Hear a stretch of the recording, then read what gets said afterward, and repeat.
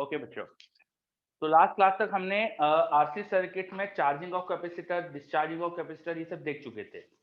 Charging of capacitor का मतलब क्या होता है कि एक अनचार्ज कैपेसिटर को मैंने किसी बैटरी रेजिस्टेंस से लगा दिया तो धीरे धीरे कैपेसिटर चार्ज होता है। उसकी इक्वेशन वगैरह भी डिराइव करी थी हमने, चार्ज की टाइम के साथ इक्वेशन क्या आती है, ग्राफ भी बना लिया था। फिर डिस्चार्जिंग का केस भी देखा था कि कैपेसिटर को एक सिर्फ रेजिस्टेंस से जोड़ दो और कैपेसिटर शुरू में चार्ज था, तो धीरे धीरे उसका चार्ज कम होता है और चार्ज कम होते होते कैपेसिटर डिस्चार्ज हो जाता है। तो डिस्चार्ज होके फिर कैसे चार्ज की इक्वेशन आ रही होगी वो सब भी अपन ने इक्वेशन बना ली थी।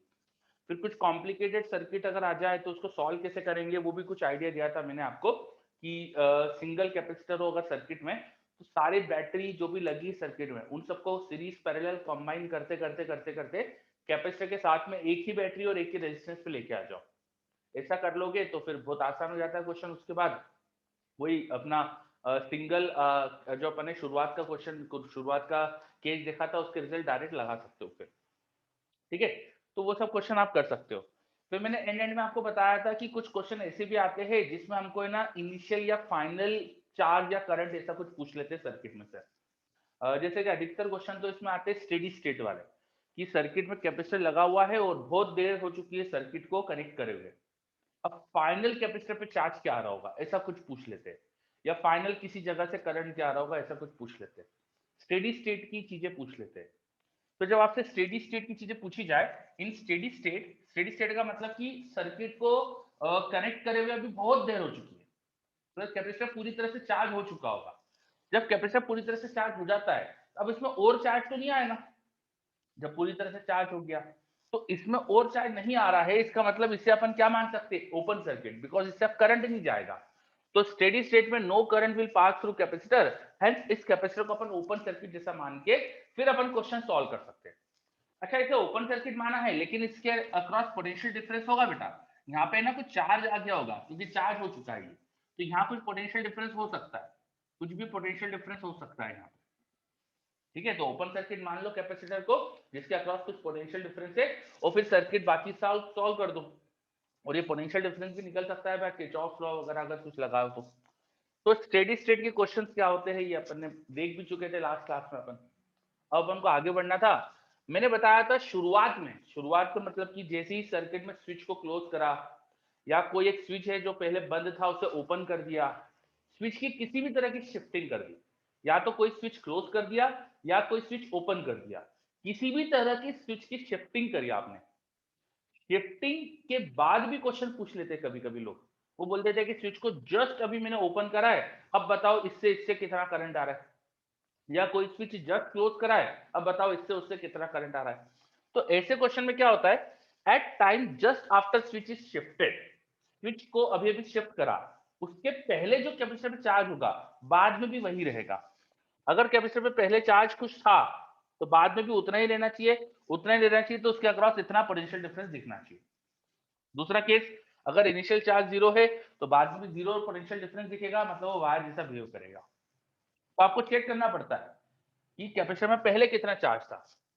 पहले अगर चार्ज था तो आपको कैपेसिटर को क्यू बाई सी जैसा, बैटरी जैसा मान लो, पहले चार्ज जीरो था तो वायर हो जाएगा, वो ऑफकोर्स क्यू जीरो है तो पोटेंशियल ड्रॉप भी जीरो हो जाएगा, तो it will be like a wire. तो इन दोनों केसेस में कैपेसिटर करंट तो अलाउ करता है पर पोटेंशियल डिफरेंस कैपेसिटर के अक्रॉस वही रहता है जो स्विच को शिफ्ट करने से पहले होता है ना। It allows current but potential difference remain same as before shifting off switch. आपने जो भी स्विच की शिफ्टिंग करी है उससे पहले क्या पोटेंशियल डिफरेंस था कैपेसिटर के अक्रॉस वो देखना पड़ेगा, और वही पोटेंशियल डिफरेंस जस्ट बाद में भी मेंटेन होगा। क्यों? क्योंकि कैपेसिटर पे चार्ज जब तक बदलेगा नहीं जब तक उसका पोटेंशियल डिफरेंस बदलेगा नहीं, और चार्ज को बदलने में लगेगा टाइम, इसलिए ये सिचुएशन आ जाएगी। क्या ये समझ में आया आपको? क्या कॉन्सेप्ट समझ में यस आया? सर। इसको भी क्वेश्चन के थ्रू भी समझा देता हूँ ताकि और अच्छे से क्लियर हो जाइए। तो चलो इसको क्वेश्चन के थ्रू समझते हैं अपन। तो एक क्वेश्चन दे रहा हूं मैं,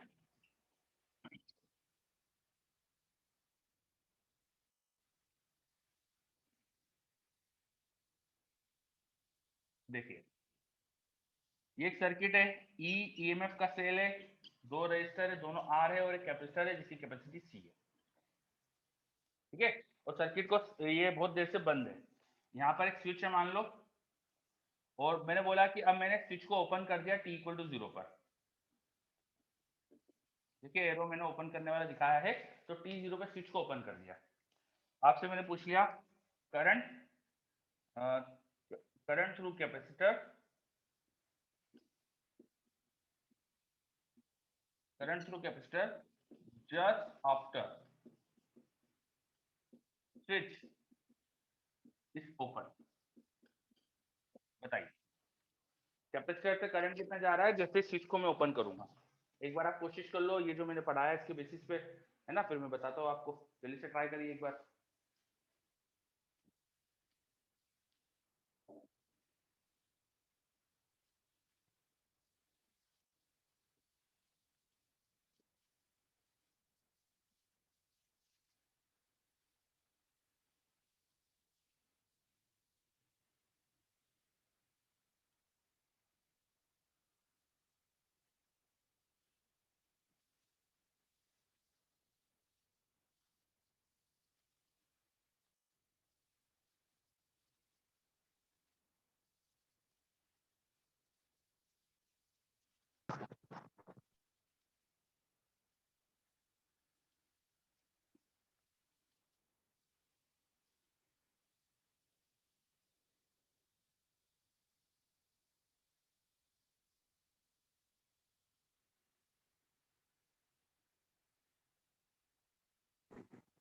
तो कैपेसिटर पे चार्ज क्या है सर इनिशियली? क्या कैपेसिटर पर चार्ज क्या है सर इनिशियली?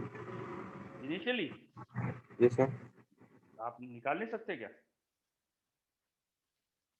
मैंने नहीं दिया है देखो क्वेश्चन में चार्ज। ये सर निकाल सकते हैं। हाँ निकाल सकते हो आप, बिल्कुल सही।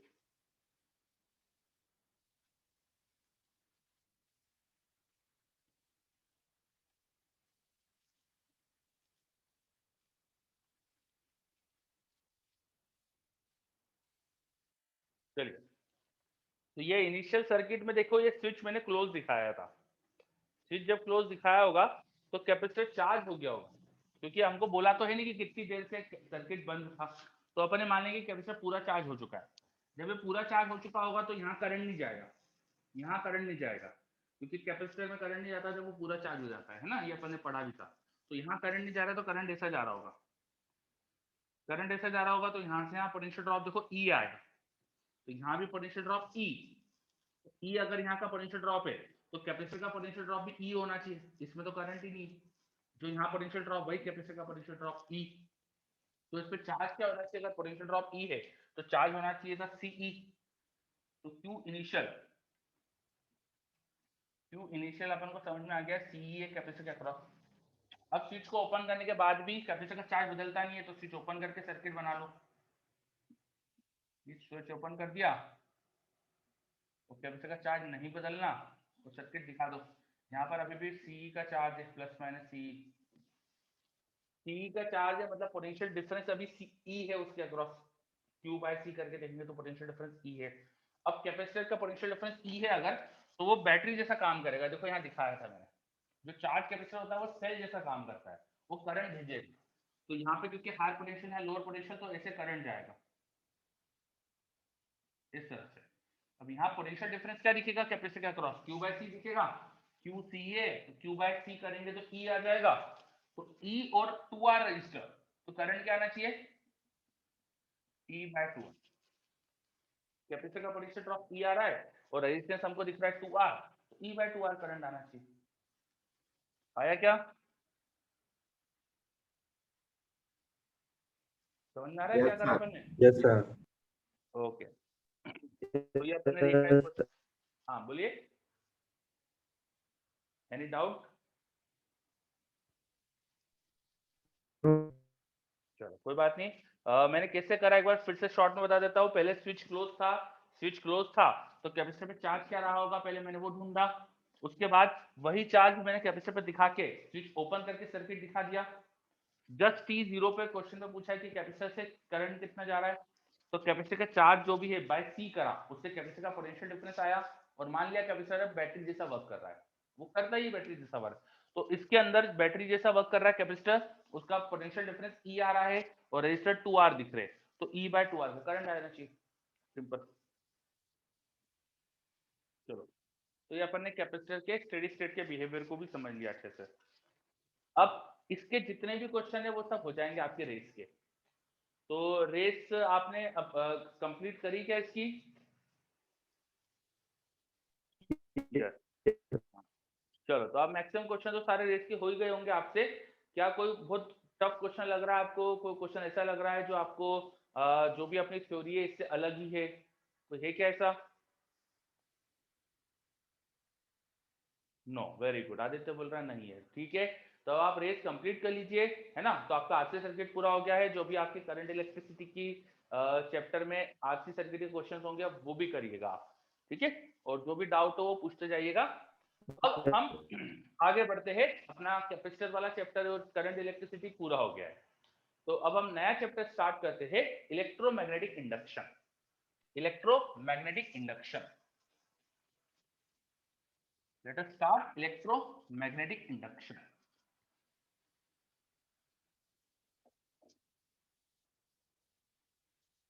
बाकी केसेस तो देखो बच्चों इनफाइनाइट होते हैं। जो भी चीजें हमने पढ़ी है अभी तक, मैंने ऑलमोस्ट सारी चीजें कोशिश करी आपको पूरे एक बार बता दूं, पर फिर भी इनफाइनाइट केसेस होते हैं हमेशा। जैसे कि ये वाले क्वेश्चन तो स्टेडी स्टेट और इनमें तो फर्क नहीं पड़ेगा। जैसे हमने चार्जिंग और डिस्चार्जिंग पढ़ी ना कैपेसिटर की, उसमें हो सकता है कि सिस्टम में दो दो कैपेसिटर लगा दे वो, तो मैंने एक ही कैपेसिटर वाले क्वेश्चन कराया आपको, दो लगा दे, ऐसा भी दे सकते। उसमें टाइम के साथ इक्वेशन पूछ ले। करना वही है, किरचॉफ लॉ बनाना है ना। जैसा अपन ने सिंगल कैपेसिटर के लिए करा है कि किसी समय पे अपन मान लो सर्किट में कुछ करंट है, किसी कैपेसिटर पे कुछ चार्ज है, वो वेरिएबल ले लो, इक्वेशन बनाओ, फिर डिफरेंशियल इक्वेशन सॉल्व करो। करना वही रहता है, ठीक है। तो अगर ज्यादा कैपेसिटर आ जाए तो भी करना तो वही रहेगा, बस बेसिक्स आना चाहिए। तो बेसिक्स तो अपन ने पढ़ लिया है, और अब चाहे जैसा भी क्वेश्चन दे दे, आप बेसिक्स अगर स्ट्रॉन्ग है तो आप कर सकते हो। अब हम नेक्स्ट चैप्टर स्टार्ट करते हैं, इलेक्ट्रोमैग्नेटिक इंडक्शन।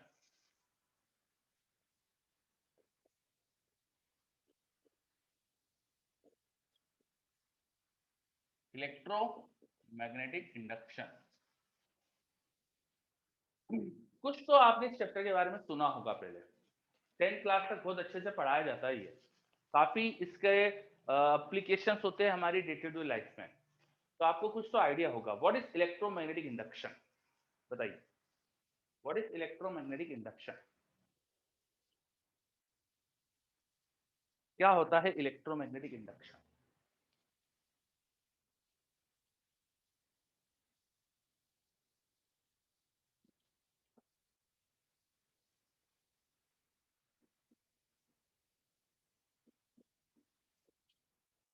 क्या बात है, एक भी बच्चे को नहीं पता क्या?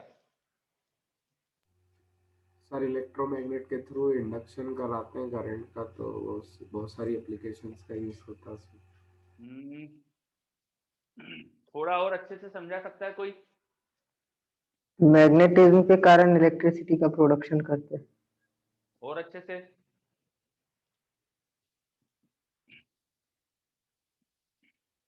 सर मैग्नेटिक फील्ड चेंज करने से ईएमएफ इंड्यूस होता है। थोड़ा थोड़ा पास पहुंच गए आप, पर 100% सही नहीं है अभी भी। चलो मैं बता देता हूं। जब किसी लूप से, जब किसी कंडक्टर के लूप से एसोसिएटेड मैग्नेटिक फ्लक्स चेंज करे, तो उसमें ईएमएफ इंड्यूस होता है। मैग्नेटिक फ्लक्स के चेंज होने से ईएमएफ इंड्यूस होता है। This phenomena is called electromagnetic induction.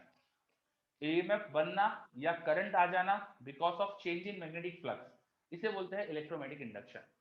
तो यहाँ पर फ्लक्स रिस्पॉन्सिबल होता है।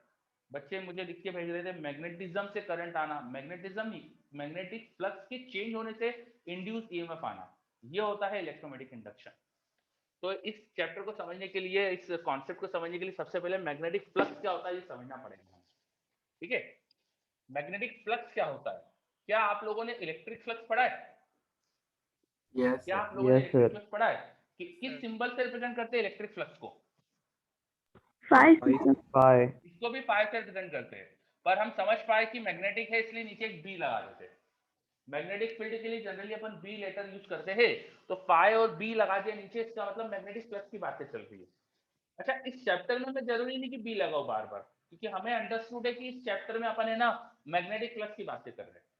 जहां आपको समझ नहीं आ रहा है कौन सा फ्लक्स है, वहां पे अपन फाई ई बोल देंगे इलेक्ट्रिक फ्लक्स, फाई बी बोल देंगे मैग्नेटिक फ्लक्स। लेकिन इस चैप्टर में तो हम अंडरस्टूड है कि मैग्नेटिक फ्लक्स की बातें कर रहे होंगे, तो यहाँ मैं बी नहीं लगाऊंगा तो भी आप समझ जाना कि मैग्नेटिक फ्लक्स है। ठीक है, चलो इलेक्ट्रिक फ्लक्स की डेफिनेशन कैसे आती, कैसे डिफाइन करते हैं electric flux? How electric flux is defined? Number of full Number lines. of field lines. कैसे बोलो? Number of field lines passing perpendicular to the surface area. बिल्कुल, कॉन्सेप्ट कॉपी पेस्ट करके यहाँ लिख दो। Number of magnetic field line, वहां पे electric field line लिख दो, यहाँ मैग्नेटिक फील्ड लाइन लिख दो, लिख लो कॉपी पेस्ट करके, number of magnetic field line passing through a given area perpendicular to the area, copy paste करके लिख लो। आपने मैग्नेटिक फ्लक्स के लिए, इलेक्ट्रिक फ्लक्स के लिए डेफिनेशन पढ़ी होगी, वो ऐसी कुछ पढ़ी होगी, E vector dot DS vector का इंटीग्रेशन ओवर द सरफेस, वो आपको इलेक्ट्रिक फ्लक्स देता है। तो मैग्नेटिक फ्लक्स भी बिल्कुल ऐसे ही आ जाएगा, बस ई को बी लिख देना, पूरा कॉपी पेस्ट है। बस इलेक्ट्रिक फ्लक्स में इलेक्ट्रिक फील्ड लाइन का नंबर देखते हैं, मैग्नेटिक फ्लक्स में मैग्नेटिक फील्ड लाइन का नंबर देखते हैं। इलेक्ट्रिक फ्लक्स में हम इलेक्ट्रिक फील्ड डॉट डीएस का इंटीग्रेशन करते हैं, मैग्नेटिक फ्लक्स में मैग्नेटिक फील्ड डॉट डीएस का इंटीग्रेशन। अच्छा, मैग्नेटिक फील्ड की यूनिट क्या होती है? टेस्ला। ये है एरिया, मीटर स्क्वायर में होगा, तो उसका यूनिट आ जाएगा टेस्ला मीटर स्क्वायर, यूनिट हो जाएगा टेस्ला मीटर स्क्वायर, जिसे हम 1 वेबर भी बोलते हैं। इसलिए कई बार आपने मैग्नेटिक फील्ड का यूनिट टेस्ला, 1 टेस्ला को आपने वेबर पर मीटर स्क्वायर भी लिखा देखा होगा, वेबर पर मीटर स्क्वायर भी लिखते हैं लोग मैग्नेटिक फील्ड। यस डायमेंशंस वगैरह भी निकाल सकते हो। अब आपको मैग्नेटिक फील्ड की डायमेंशन पता होनी चाहिए, उसमें बस L स्क्वायर मल्टीप्लाई कर दो तो मैग्नेटिक फ्लक्स की डायमेंशन आ जाएगी। तो what is dimension of magnetic field आप कर लेना खुद से, वो है ना, मैं नहीं बता रहा। अच्छा, एसआई में ये यूनिट होता है वेबर। सीजीएस में क्या होता है? सीजीएस में मैग्नेटिक फील्ड किसमें मेजर करते हैं? गॉस, एरिया सेंटीमीटर स्क्वायर, और मैग्नेटिक फ्लक्स में बोलते हैं मैक्सवेल। सीजीएस में हम मैग्नेटिक फ्लक्स का यूनिट बोलते हैं मैक्सवेल, तो वो भी याद रखना, मैक्सवेल यूनिट होता है सीजीएस में मैग्नेटिक फ्लक्स का। ठीक है, चलिए, तो कॉन्सेप्ट समझ में आ रहा है व्हाट इज मैग्नेटिक फ्लक्स? अगर कोई मेरे पास एक एरिया है, उस एरिया से मैग्नेटिक फील्ड लाइन पास कर रही है, सपोज मैग्नेटिक फील्ड लाइन इस एरिया से पास कर रही है, मैं मैग्नेटिक फील्ड लाइन दिखा रहा हूँ इस एरिया से पास करती हुई, this are magnetic field line जो इस एरिया से पास कर रही है। ठीक है, इस एरिया से अगर फील्ड लाइन पास कर रही है तो हम बोलेंगे इससे फ्लक्स पास कर रहा है। कितना फ्लक्स पास कर रहा है वो निकालना है, तो कहीं पर भी एक छोटा सा एरिया कंसीडर करो, इसमें कहीं पर भी एक छोटा सा एरिया कंसीडर करो, उस एरिया को बोल दो डीएस, उस डीएस का वेक्टर बनाओ, डीएस का वेक्टर, एरिया वेक्टर जो होता है वो सरफेस से परपेंडिकुलर होता है, this should be perpendicular to surface, DS vector is perpendicular to surface, area vector is a small vector, is a vector whose direction is perpendicular to surface। ठीक है, ऐसे इलेक्ट्रोस्टैटिक में भी पढ़ा होगा आपने। और इसमें बी वेक्टर का डॉट प्रोडक्ट करो, और ऐसा पूरे स्पेस के लिए कर दो, पूरे एरिया के लिए कर दो, तो हर जगह छोटे छोटे एरिया का जो फ्लक्स होता है वो इस तरह से डिफाइन करते हैं, बी डॉट डीएस। ये बी डॉट डीएस क्या होता है? ये होता है छोटा सा फ्लक्स, एक छोटे से एरिया का छोटा सा फ्लक्स, और इस छोटे छोटे फ्लक्स को जोड़ दो, इंटीग्रेट कर दो, तो मुझे पूरा फ्लक्स मिल जाएगा। क्या समझ में आया? Yes sir. चलो, अब फ्लक्स कैलकुलेट कैसे करें?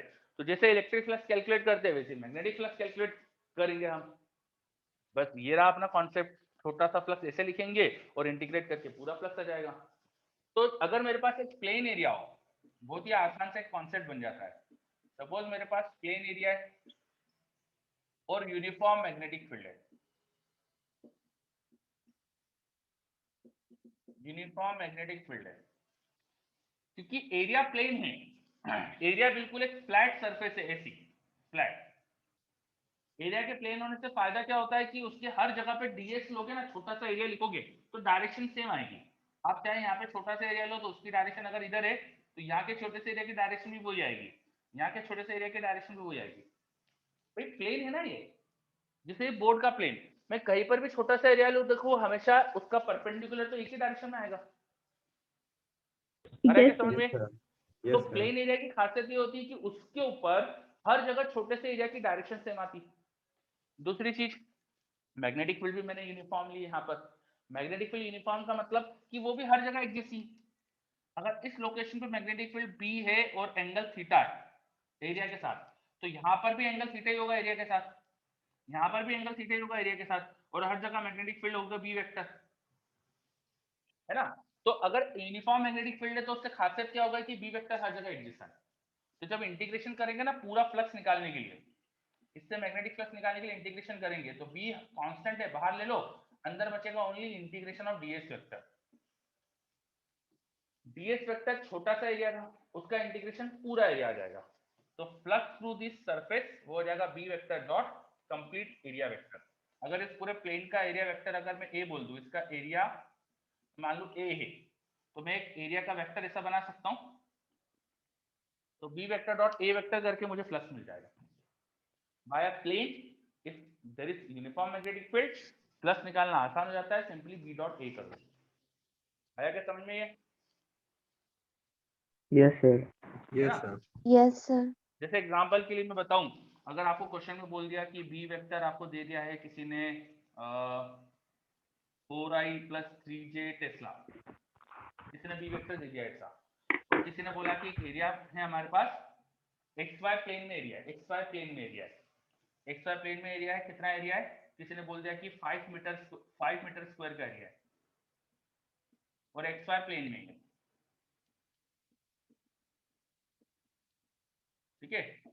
इससे फ्लक्स पूछ लिया, तो क्या आएगा इससे फ्लक्स, बोलो जल्दी।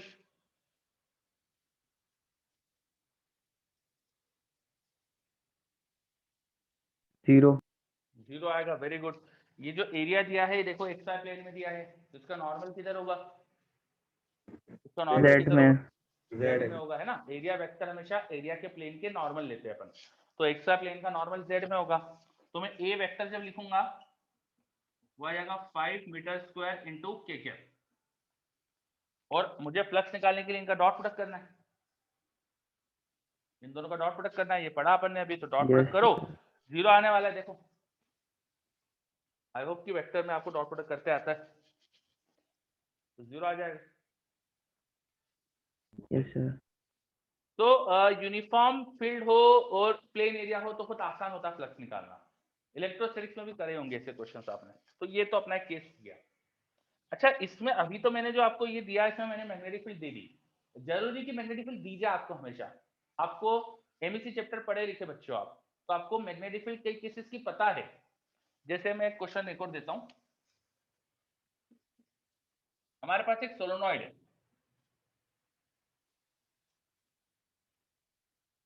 बहुत बड़ी सोलोनॉइड है, हाई करंट है उसमें, number of turn per unit length n, number of turn per unit length n, और इसके अंदर आपको है ना मैंने एक ऐसी रिंग जैसा एरिया दे दिया, रिंग का रेडियस जो है वो r है, और रिंग का एक्सिस सोलोनॉइड का एक्सिस है, रिंग इज अलोंग, रिंग का एक्सिस और सोलोनॉइड का एक्सिस सेम है, रिंग का एक्सिस और सोलोनॉइड का एक्सिस सेम है, मैंने बता दिया आपको। अब बताओ इससे कितना फ्लक्स जा रहा होगा।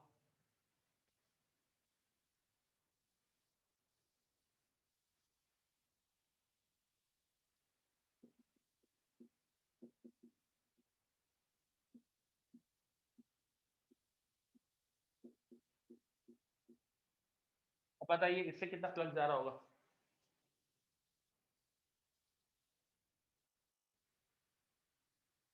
सर रिंग सेंटर पे रखिए। सोलोनॉइड मैंने क्या बोला है, किस तरह की सोलोनॉइड है,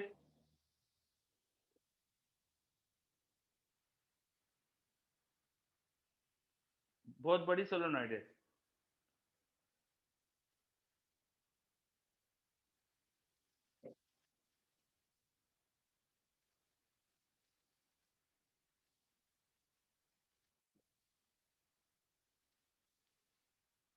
सोलोनॉइड बहुत बड़ी है।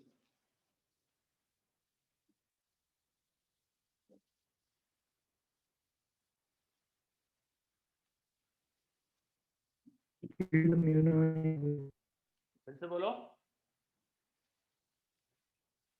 फील्ड सोलोनाइट जब बहुत बड़ी है नहीं तो सोलोनाइट की मैग्नेटिक फील्ड क्या हो जाती है, उसके अंदर की फील्ड म्यू 0 NI हो जाती है। Yes sir. करंट तो दिया है आपको, देखो सोलोनाइट में। Yes, sir. अब फील्ड म्यू 0 NI है और यूनिफॉर्म होती है, सोलोनाइट के अंदर फील्ड यूनिफॉर्म होती है ना। अगर सोलोनाइट आइडियल है तो उसको अपन यूनिफॉर्म फील्ड ले सकते हैं। तो फील्ड इतनी मान लो म्यू 0 NI, और वो देखो कैसी है, वो रिंग के प्लेन के परपेंडिकुलर ही तो है।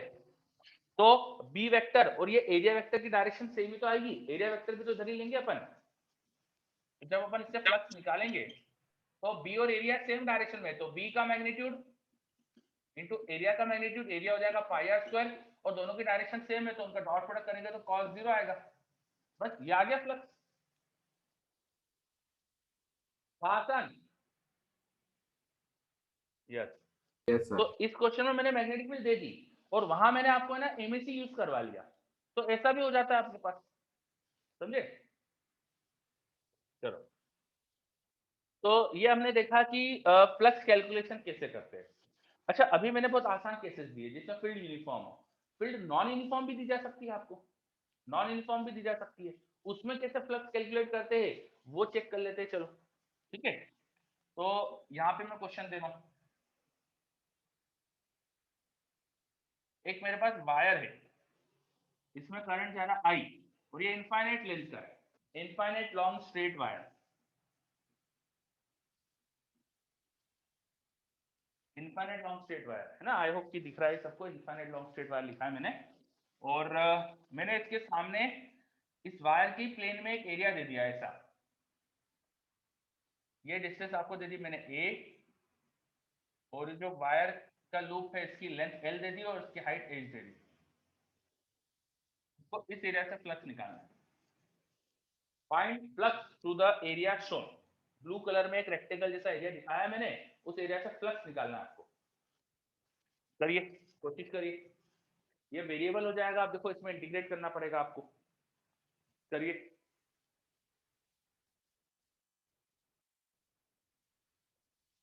बाकी चीजें मैं हटा रहा हूँ।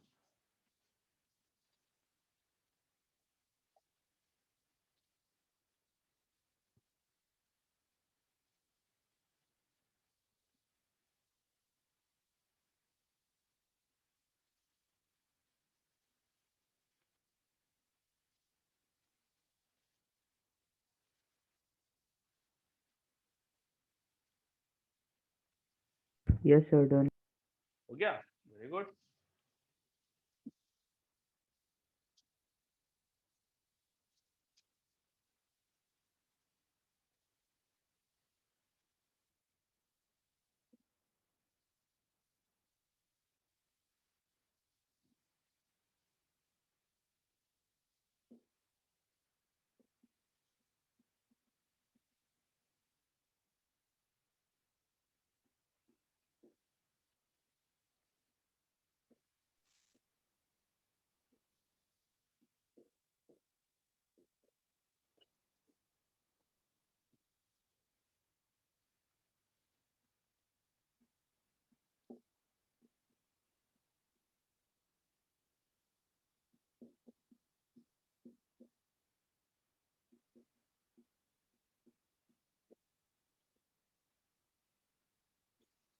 चलो, जिसका नीचे वाला क्वेश्चन हो गया उसके लिए क्वेश्चन वो लिख दिया मैंने।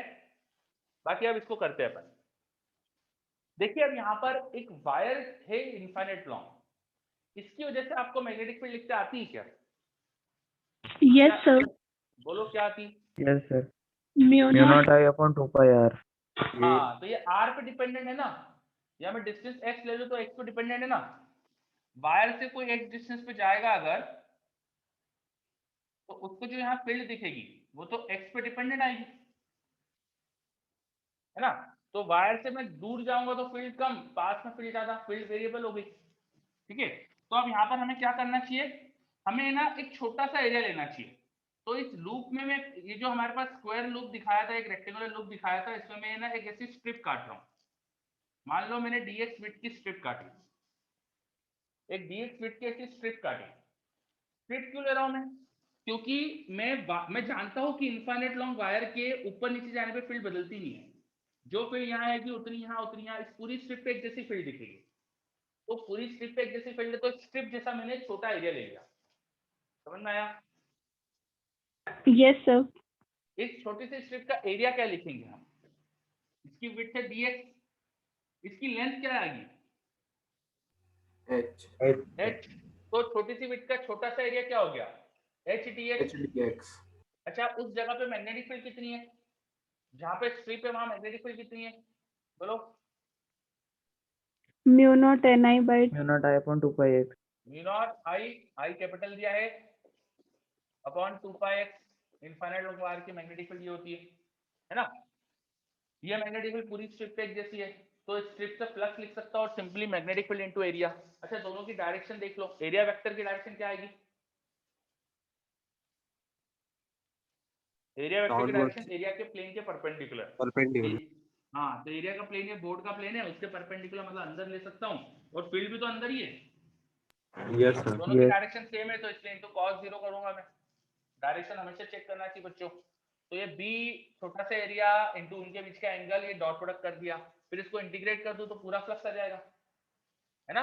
पूरे फ्लक्स के लिए इसको इंटीग्रेट कर लेंगे। अब इसमें कौन सी चीज वेरिएबल है? जब मैं पूरे लूप पे चलूंगा तो कौन सी चीज बदल रही है यहाँ पर? X. x सबसे छोटा क्या है? A. और सबसे बड़ी x की वैल्यू क्या आ सकती है? A plus a plus L. बस कर लो इंटीग्रेशन। मुझे लगता है इंटीग्रेशन तो पढ़ चुके हो ना आप लोग। इंटीग्रेशन पढ़ लिया कि नहीं मैथ्स में अभी? Yes sir. Yes, sir. dx by x का इंटीग्रेशन क्या आएगा? ln x. Ln x. ln x। तो लिमिट लगाओगे तो Yes, sir. मुझे लगता है ये आ जाएगा answer. Yes, sir. Very good. चलो अगला क्वेश्चन ये लिखा है आपके सामने, ये करो। देखो अगला क्वेश्चन लिखा हुआ है, करो।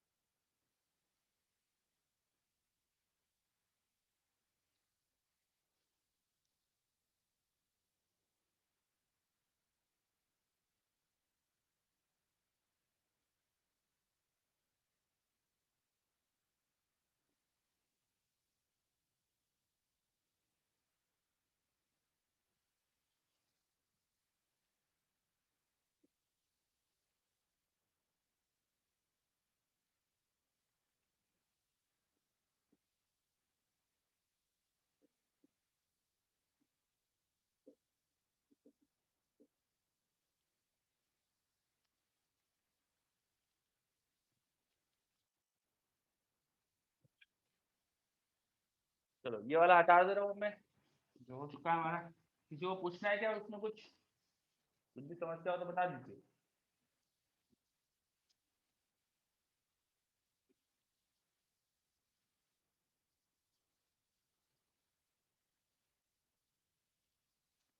अब ये वाला क्वेश्चन करते हैं। बिग लूप की रेडियस देखिए कैपिटल आर दी है और वो बड़ी है, उससे इस पॉइंट पे हम मैग्नेटिक फील्ड कितनी वो लिख सकते हैं। किसी लूप के एक्सिस पे मैग्नेटिक फील्ड आपको पता है कितनी होती है। अब क्योंकि ये दिया है क्वेश्चन में मैंने कि वो जो स्मॉल लूप है उसकी रेडियस बहुत छोटी है, तो मैं ऐसा मान सकता हूं कि यहाँ ऊपर नीचे सब तरफ सेम फील्ड है। मैं फील्ड को लगभग यूनिफॉर्म मान सकता हूँ। आई कैन अज्यूम दैट जो भी फील्ड उस लूप छोटे लूप से पास हो रही है ना वो कांस्टेंट है, क्योंकि उसकी रेडियस बहुत छोटी है। तो अगर मैं कांस्टेंट फील्ड अज्यूम कर लूंगा तो फ्लक्स सिंपली हो जाएगा मैग्नेटिक फील्ड इनटू एरिया, और एरिया कितना ले लेंगे? छोटे लूप का पाई आर स्क्वायर। अच्छा, बड़े लूप की वजह से मैग्नेटिक फील्ड कितनी लिखते हैं अपन? एक लूप की फील्ड क्या होती है? वो होती है mu naught by 4 pi 2 pi R square into current divide by R square plus X square की पावर 3/2 और इनटू छोटे लूप का एरिया। मुझे लगता है ये आंसर होना चाहिए इसका, बताइए। Yes sir. सर हमने मैग्नेटिक फील्ड कांस्टेंट क्यों मानी उस एरिया में? क्योंकि देखो छोटा सा लूप जो है ना वो स्मॉल एरिया का है, और बड़े लूप की वजह से ये जो पॉइंट आएगा इसका एक्सिस पे जो पॉइंट आएगा उसके थोड़ा ऊपर नीचे जाएंगे तो लगभग वही फील्ड रहती है, ज्यादा बदलती नहीं है, तो मैं कांस्टेंट जैसा ले सकता हूँ, यस सर। है ना। चलो देख लीजिए, उसमें और कोई डाउट हो तो पूछ लीजिए। वो हो जाए तो देखो एक और क्वेश्चन दिया है ये मैंने, एक मेरी ना बहुत बड़ी सी प्लेट है, इनफाइनाइट लॉन्ग प्लेट है, इसमें ना करंट जा रहा है के करंट पर यूनिट विड्थ है, और इसके सामने मैंने एक एरिया ले लिया है, इस तरह से ए एरिया दिया है, और ये जो एरिया है इस प्लेट के परपेंडिकुलर रखा था ऐसा। चलो अब इस एरिया से फ्लक्स निकालना है। 0। गलत जवाब।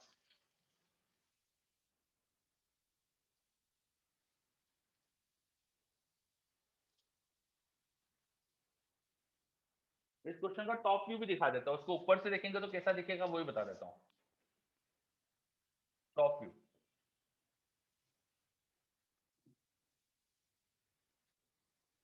ये प्लेट तो इनफाइनाइट है दोनों तरफ से, बहुत बड़ी है, ऊपर से देखेंगे तो करंट आपको ऐसा डॉट डॉट दिखेगा, मतलब बाहर आता दिखेगा प्लेन से, जो एरिया दिया है वो ऊपर से देखेंगे तो ऐसे लाइन दिखेगी, ये एरिया, और बोला था ये एरिया इससे परपेंडिकुलर है, तो ये एरिया यहाँ पे आपको ऐसा दिया जो लाइन जैसा दिख रहा है, और इससे आपको फ्लक्स निकालना है। टॉप व्यू भी दिखा दिया मैंने आपको।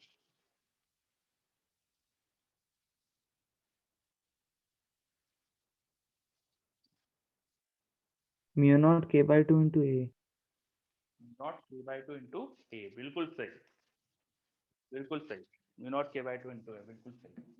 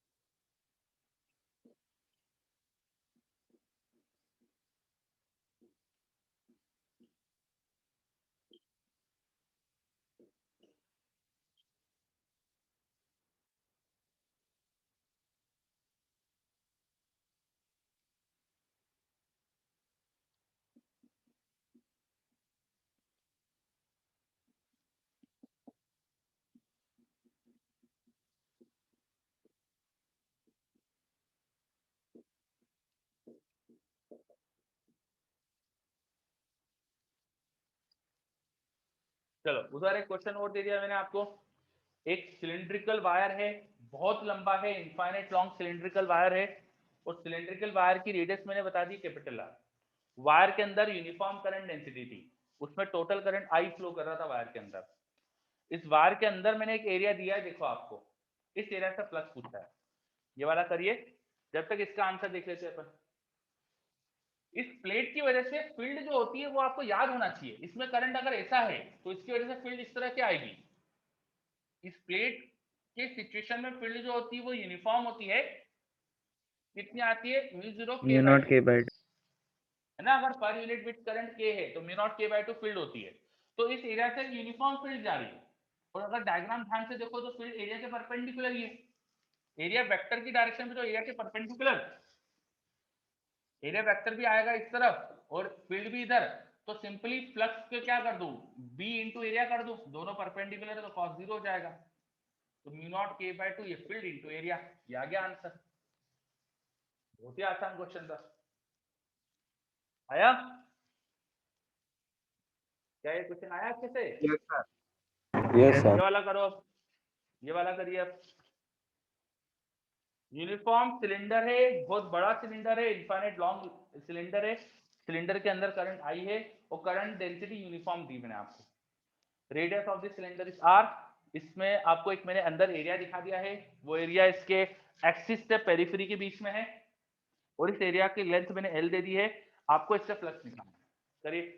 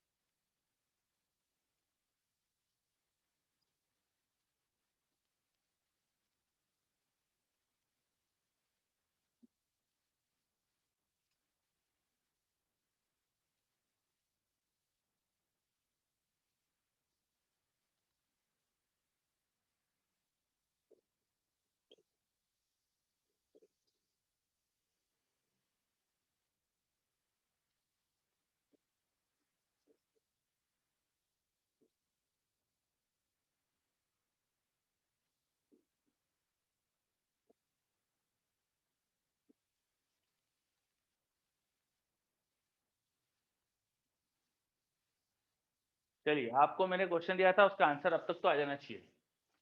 जो लॉन्ग इनफाइनाइट लॉन्ग वायर होता है उसके अंदर की फील्ड आपको याद होना चाहिए। वायर के अंदर जो फील्ड होती है, अगर वेक्टर फॉर्म में लिखूं, वायर के अंदर की जो फील्ड होती है वो होती है J mu naught by 2 J cross are.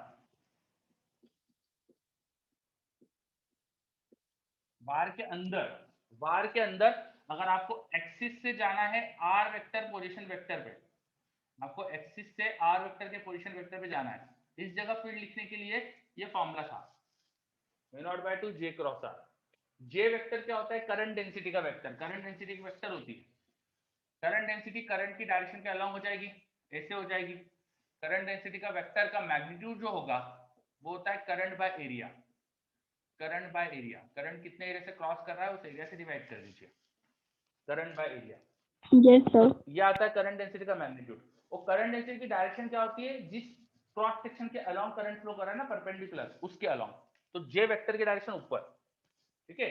तो जे वेक्टर की डायरेक्शन जैसे ऊपर की तरफ है, आपको जैसे इस जगह फील्ड लिखना है तो जे और आर, जे क्रॉस आर करेंगे तो अंदर आएगी फील्ड। तो हम क्या करें? हम इस एक्सिस से कुछ डिस्टेंस पे चलते हैं, चलो एक्स डिस्टेंस पे चलते हैं, एक्सिस से एक्स डिस्टेंस पे चलते हैं और यहाँ पर वो स्ट्रिप लेते हैं। फिर से जो मैंने स्ट्रिप ली, इस पूरी स्ट्रिप पे देखेंगे तो फील्ड एक जैसी आएगी, क्योंकि इस पूरी स्ट्रिप के लिए जो आर वेक्टर होगा वो ऐसा होगा, जे वेक्टर ऊपर तो जे क्रॉस आर अंदर। इस पूरी स्ट्रिप पे मैग्नेटिक फील्ड आने वाली अंदर, अंदर की तरफ आने वाली फील्ड कितनी आने वाली है वो अपने पास फॉर्मूला है। मैं अगर उसका मैग्नीट्यूड लिखूं फील्ड का मैग्नीट्यूड, तो म्यू नॉट बाय 2 जे का मैग्नीट्यूड क्या होता है? Pi by pi R square. और स्मॉल आर को मैंने यहाँ पे एक्स लिया है, इसका मैग्नीट्यूड एक्स हो जाएगा। और दोनों की डायरेक्शन देखो एक दूसरे से परपेंडिकुलर है, तो साइन 90 बन हो जाएगा। वहां क्रॉस प्रोडक्ट में साइन थीटा लगता है, थीटा 90 डिग्री होगा, क्योंकि जे वेक्टर ऊपर की तरफ है और वो एक्स वेक्टर इधर की तरफ है, परपेंडिकुलर है। तो छोटी सी फील्ड का मैग्नीट्यूड तो आ गया। अब एक छोटी सी फील्ड जो एरिया मैंने लिया है, छोटा सा स्ट्रिप लिया है, उस स्ट्रिप के ठीक देखो परपेंडिकुलर है, तो बी डॉट एरिया हो जाएगा B into area into cos 0। छोटा सा फ्लक्स अगर मैं लिखने जाऊंगा वहां पे, मैं लिखता हूँ यहाँ पे छोटा सा फ्लक्स, वो होगा मैग्नेटिक फील्ड, वो है mu naught by 2 pi by pi R square into X, ये हो गया बी। इस एरिया को ले लेंगे अपन ने, स्ट्रिप की लेंथ dx लिए यहाँ पे, तो एरिया हो जाएगा dx इनटू हाइट देखो l दिखाई थी इसकी मैंने, एक छोटा सा फ्लक्स आ गया। और पूरे फ्लक्स के लिए इसको इंटीग्रेट कर देना, तो इंटीग्रेट करने जाओगे तो सारे कांस्टेंट बाहर ले लो, mu naught I L by 2 pi R square, ये सब तो कांस्टेंट है, अंदर बचेगा x dx। फिर x की लिमिट क्या लगेगी यहाँ? 0 से कैपिटल आर। वेरी गुड, 0 से कैपिटल आर। अब इंटीग्रेट कर लो, x dx का इंटीग्रेशन x स्क्वायर बाय 2, तो r स्क्वायर बाय 2 लग जाएगा, एक r स्क्वायर है वो कट जाएगा, बाय 2 और बाय 2 4 हो जाएगा नीचे, तो आ जाएगा मेरे पास mu naught I L by 4 pi. ऐसा आंसर आने वाला है। Yes sir. क्या समझा आपको? Yes, sir. अच्छे से देख लीजिए, Yes, कोई भी sir. समस्या है तो बताइए। इसमें वायर के अंदर की फील्ड याद थी ना? सर वो याद नहीं आ रही थी। अच्छा, अब इस चैप्टर में देखो यही बच्चों को दिक्कत देता है, आपको है ना इसमें बहुत सारी चीजें पुरानी लगती है। अभी तो मैंने केवल है ना एमएससी चैप्टर की चीजें यूज करी है, मैं इसमें ना पूरा रोटेशन यूज करा सकता हूँ इस चैप्टर में, मैं इस चैप्टर के अंदर आपको एनएलएम पूरा यूज करा सकता हूँ। तो है ना बहुत कॉम्प्लिकेटेड हो सकता है क्वेश्चन, क्योंकि पुराना बच्चे भूल जाते हैं, और पुराना याद रखो तो आपको बहुत आसान लगेगा। अगर आपको फील्ड याद हो तो फिर तो कुछ भी नहीं है, फिर तो ऐसा कई बार कर लिया अपन ने फील्ड इनटू एरिया का इंटीग्रेशन। ठीक है, चलो। Yes sir. हाँ, चलो अब अपन आ जाते हैं इस चैप्टर की मेन चीज पे। इस चैप्टर में जो खास चीज है, सबसे इंपॉर्टेंट चीज है, दैट इज इलेक्ट्रोमैग्नेटिक इंडक्शन। हम एक्चुअली पढ़ तो इलेक्ट्रोमैग्नेटिक इंडक्शन ही रहे थे। क्या होता है इलेक्ट्रोमैग्नेटिक इंडक्शन? क्या बताया था थोड़ी देर पहले आपको? बोलो। Sir magnetic change in magnetic field flux. हाँ, फ्लक्स बोलो, फील्ड मत बोलो, ठीक है। किसी भी लूप में, लूप मतलब कि एक वायर का मैंने कुछ भी ऐसा रेक्टेंगल या स्क्वायर या सर्कुलर कोई भी एक बंद मैंने एक लूप बनाया, मतलब कि एक पॉइंट से चालू करा वायर घुमा के वहीं लाके जोड़ दिया, इसको बोलते हैं लूप। किसी भी लूप में अगर मैग्नेटिक फ्लक्स पास हो रहा है और वो फ्लक्स टाइम के साथ बदले, it changes with time, if magnetic flux associated with a loop changes with time, then there is induced EMF in the loop. उस लूप में क्या होता है कि EMF आ जाता है, उसमें है ना, जैसे बैटरी लगी हो ऐसा लगने लगता है हमको, उसमें किसी वजह से हमको ऐसा लगता है कि बैटरी लग गई है, बैटरी लग गई मतलब EMF आ गया. So when magnetic flux associated with a loop changes, there is induced EMF in the loop. वो EMF है नहीं, ऐसा लग रहा है कि आ गया, इसलिए इसको इंड्यूस बोलते हैं. This concept is called electromagnetic induction. और ये किसने बताया था, ये हमें किसने एक्सपेरिमेंटली पता करके बताया था, बताइए. फेराडे ने, बिल्कुल सही है ना. फेराडे ने अच्छे से डिस्कवरी करी थी इसकी, उन्होंने कई सारे एक्सपेरिमेंट करे थे, उन एक्सपेरिमेंट्स के बाद उन्हें पता चला था कि ऐसा होता है. फिर उन्होंने हमें दो लॉ दिए थे, फेराडेस लॉ ऑफ इलेक्ट्रोमैग्नेटिज्म बोलते हैं जिनको हम, Faraday's law of electromagnetic induction. क्या होते हैं वो लॉ, बताइए क्या होते हैं Faraday's law of electromagnetic induction. Sir first तो वही होता है जो आपने बताया कि तब हाँ. मैग्नेटिक फ्लक्स चेंज होता है तो उसके कारण इंड्यूस ईएमएफ जनरेट होता है किसी भी क्लोज लूप में. हाँ, और इसको और बढ़ा सकते हैं स्टेटमेंट को, अगर लूप पूरा हो, क्लोज हो, लूप में करंट आ सकता हो, तो फिर इंड्यूस करंट भी आ जाएगा. Yes sir. है ना, किसी लूप में सर्किट अगर पूरा क्लोज हो, सर्किट क्लोज हो और बैटरी लगी हो, तो करंट आता है ना. तो हम ऐसा भी बोल सकते हैं, and if loop is close then there will be induced current in the loop. समझे?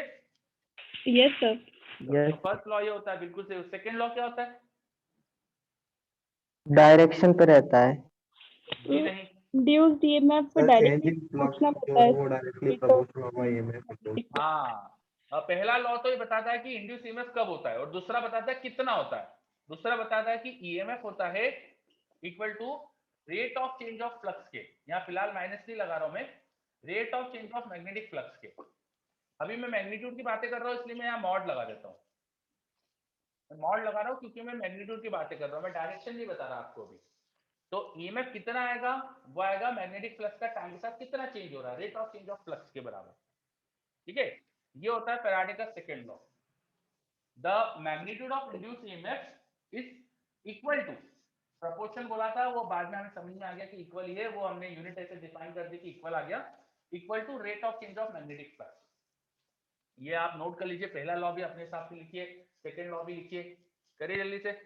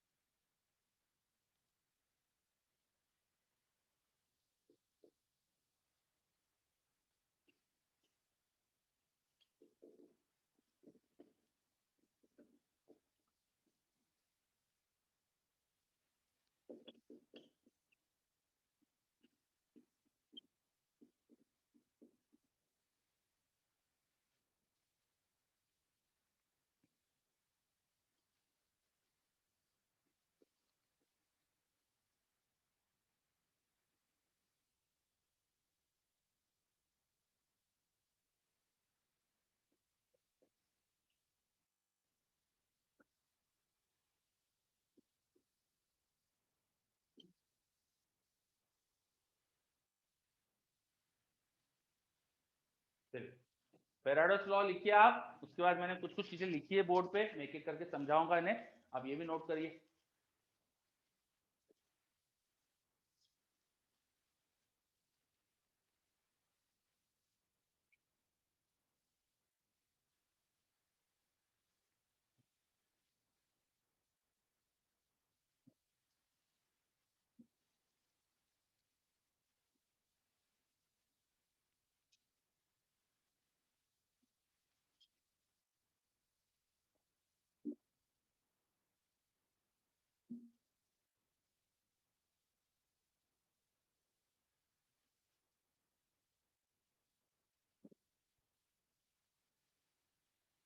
ओके, क्या दोनों लॉ लिख लिया आपने? क्या फैराडेज दोनों लॉ लिख लिए? Yes sir. Yes, sir. फिर मैंने देखिए एक पॉइंट लिखा है यहाँ पर कि अगर आपको एवरेज ईएमएफ निकालना है, देखिए ये तो मैंने ईएमएफ की इंस्टेंटेनियस वैल्यू लिखी है। किसी भी इंस्टेंट पे फ्लक्स का रेट ऑफ चेंज क्या है, उस इंस्टेंट पे उतना ईएमएफ आएगा। पर आपको किसी over a long time interval आपको एवरेज ईएमएफ पूछा जाए, मतलब ये बोला जाए कि t इक्वल टू 0 से लेके t इक्वल टू 10 सेकंड के बीच में कितना ईएमएफ आया, एवरेज कितना ईएमएफ आया, तो आप क्या करेंगे, जो टाइम इंटरवल रहता है ना नीचे dt, इसको बड़ा टाइम इंटरवल ले लो, डेल्टा टी लिख लो, फ्लक्स चेंज भी बड़ा डेल्टा फाई लिख लो, और डेल्टा फाई का मतलब होगा final flux minus initial flux upon time interval.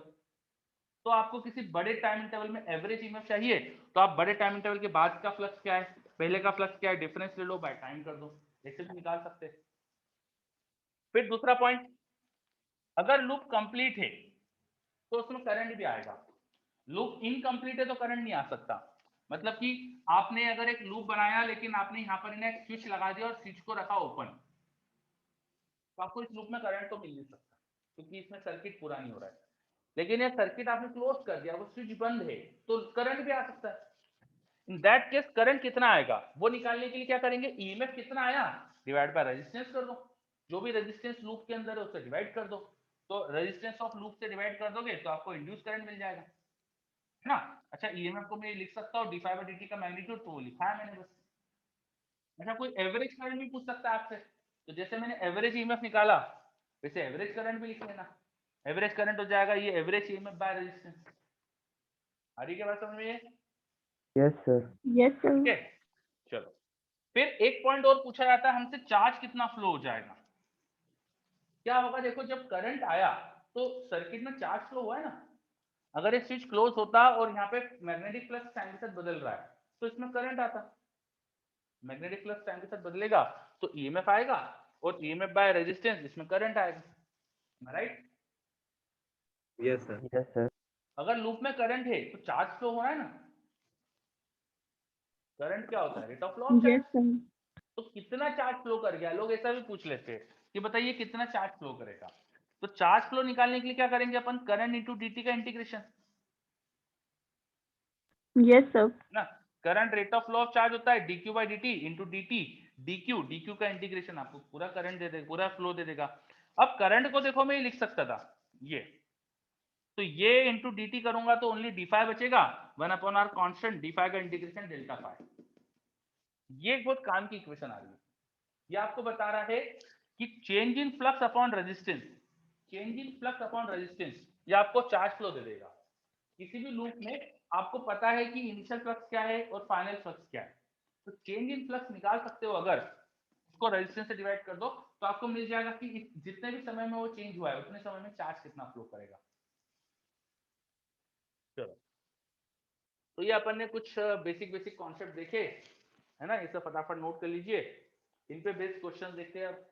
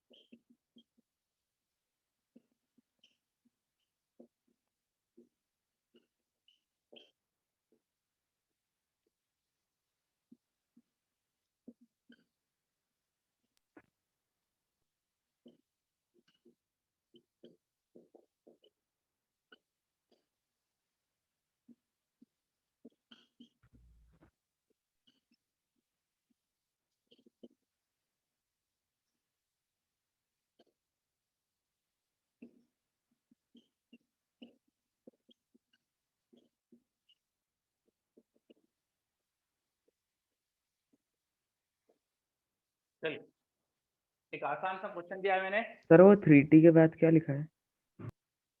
यहाँ पे 3t माइनस 3t प्लस 4, फिर से इसको थोड़ा सा अच्छे से लिख देता हूँ मैं, 5t square minus 3t plus 4, ये लिखा है 5t square minus 3t plus 4 weber.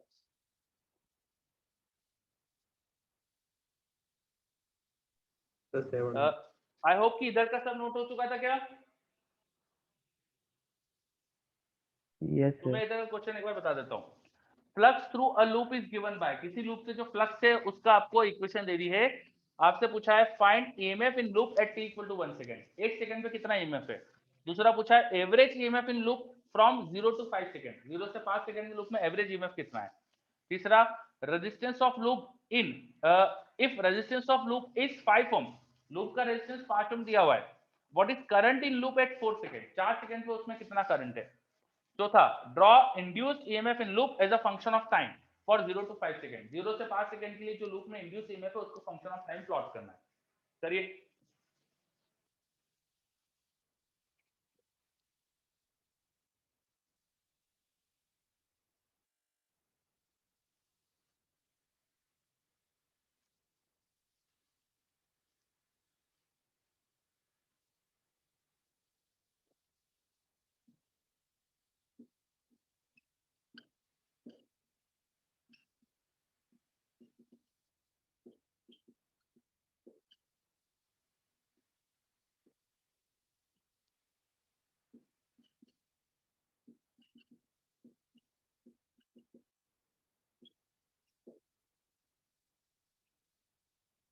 एक पॉइंट और ऐड कर दिया मैंने, what charge will flow through loop from 0 to 5 second, 0 से 5 सेकंड में लूप से कितना चार्ज फ्लो करेगा।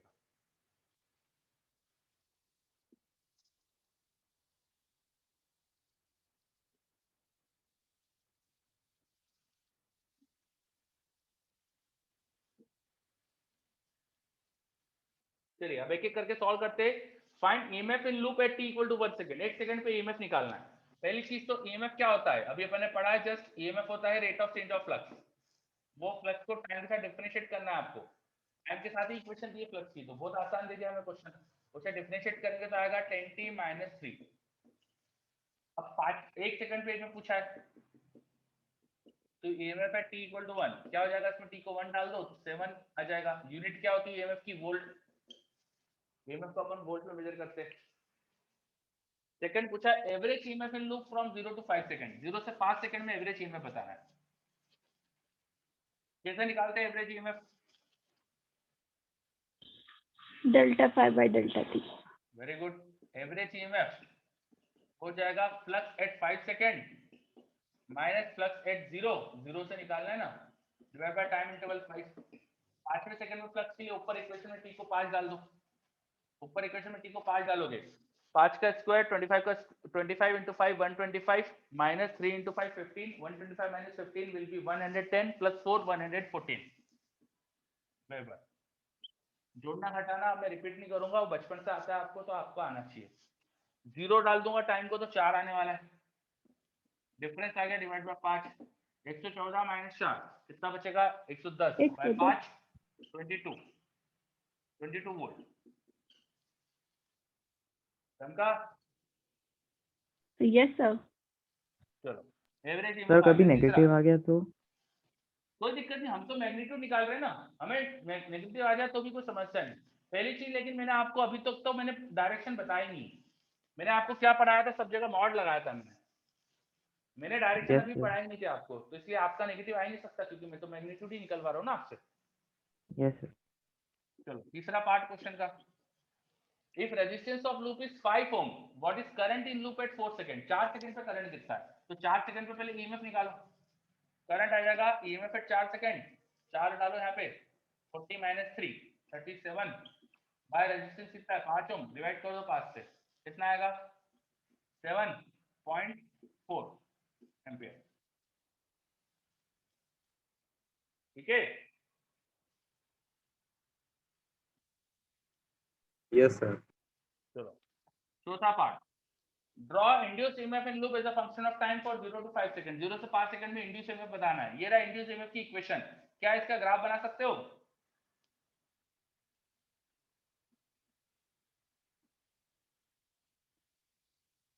जीरो टाइम डालोगे तो -3 आ रहा है, तो 5 डालोगे तो 50 - 3 47 आ रहा है, तो -3 से 47। बस ये हो गया ग्राफ। आखिरी part, what charge will flow through loop from 0 to 5 second. 0 से 5 सेकंड में चार्ज कितना फ्लो करेगा, कैसे निकालेंगे? 0 से 5 सेकंड का हमको एवरेज ईएमएफ पता था ना, एवरेज फ्लक्स चेंज पता था। फ्लक्स चेंज था 110, फ्लक्स चेंज बाय रेजिस्टेंस होता है ना चार्ज फ्लो। Yes, sir.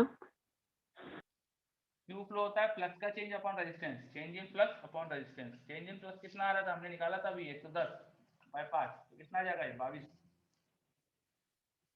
5 क्यों? हाँ रेजिस्टेंस भी 5 ही था, सही बात है। 22 कूलम आंसर, 22 कूलम। अच्छे से देख लो, कहीं भी कुछ भी समस्या है तो बताइए मुझे। सर ग्राफ एक बार बता दीजिए, क्या बताओ ग्राफ में? कैसे ड्रॉ किया है सर? क्या इक्वेशन है ये? यस सर, इक्वेशन क्लियर है। फिर बोलो किसकी इक्वेशन है ये? ईएमएफ की सर। अरे टाइम के साथ किस तरह की इक्वेशन है? इसका ग्राफ क्या आना चाहिए? Straight line sir. तो स्ट्रेट लाइन बना दिए यस सर। ना। जीरो डालो टी को, -3। तो -3 दिखा दिया जीरो पे। टी को 5 डालो। सर मैंने वो 5 नहीं देखा था, आपने नीचे लिखा है, सिर्फ 0 देखा था सर। अच्छा, ये 5 यस डालने सर। पे आपको 47 दिखना चाहिए। Yes sir, thank you sir. चलो हो गया क्वेश्चन ये। तो फेराडेस लॉ बेसिकली बहुत ही आसान था, वो अपन देख चुके हैं। अब अपन उसके बाद फेराडेस लॉ में मैंने डायरेक्शन नहीं बताई थी देखो आपको ईएमएफ की। अब ईएमएफ की डायरेक्शन कैसे पता चलती है, किस डायरेक्शन में करंट आएगा ये कैसे पता चलेगा, उसकी बात करते हैं। तो वो लिखो Lenz law, LENZ, Lenz law. Lenz law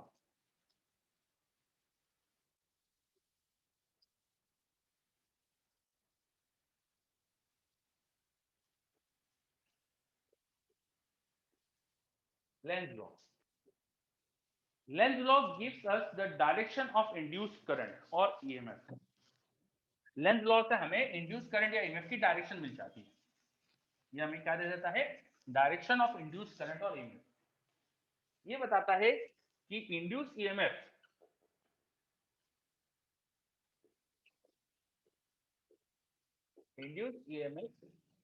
और current tries to oppose cause producing it। जो कॉज इसको बना रहा है उसे अपोज करता है। मतलब if magnetic flux is increasing,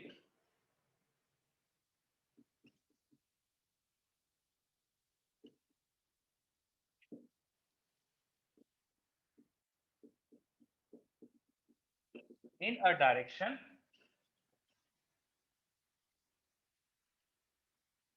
through loop,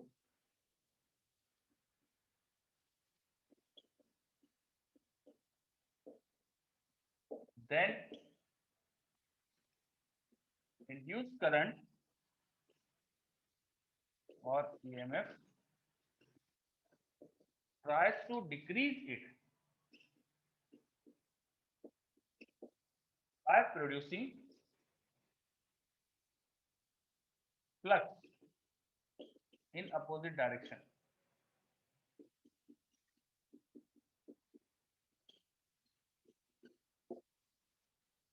अगर किसी लूप से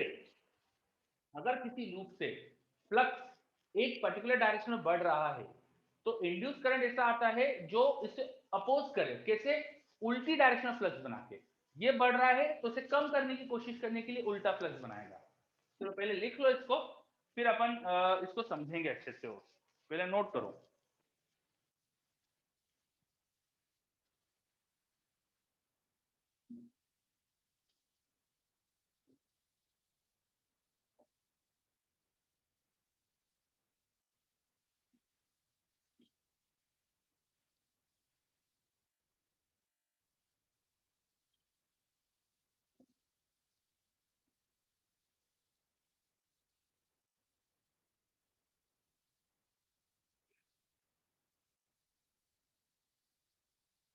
पहला पॉइंट अपन ने यहाँ समझा था कि अगर फ्लक्स बढ़ रहा है तो क्या होता है, यहाँ पे मैंने फ्लक्स बढ़ रहा है तो क्या होता है दिखाया है। फ्लक्स कम हो रहा होगा तो बोलो। उसको इंक्रीज करना चाहेगा सर। हाँ, if flux is reducing in a direction then induced current or EMF will try to produce more flux to increase it. अब अगर फ्लक्स कम हो रहा था ना, if flux is reducing in a direction, एक पर्टिकुलर डायरेक्शन फ्लक्स कम हो रहा है तो इंड्यूस करंट चाहेगा ये कम ना हो, क्योंकि कम होने से ये प्रोड्यूस होने वाला है और ये प्रोड्यूस होगा तो ये चाहता नहीं प्रोड्यूस होना, ये अपने प्रोडक्शन के कॉस्ट को अपोज करता है। तो फ्लक्स कम हो रहा है तो वो इंड्यूस करंट चाहेगा कि फ्लक्स कम ना हो।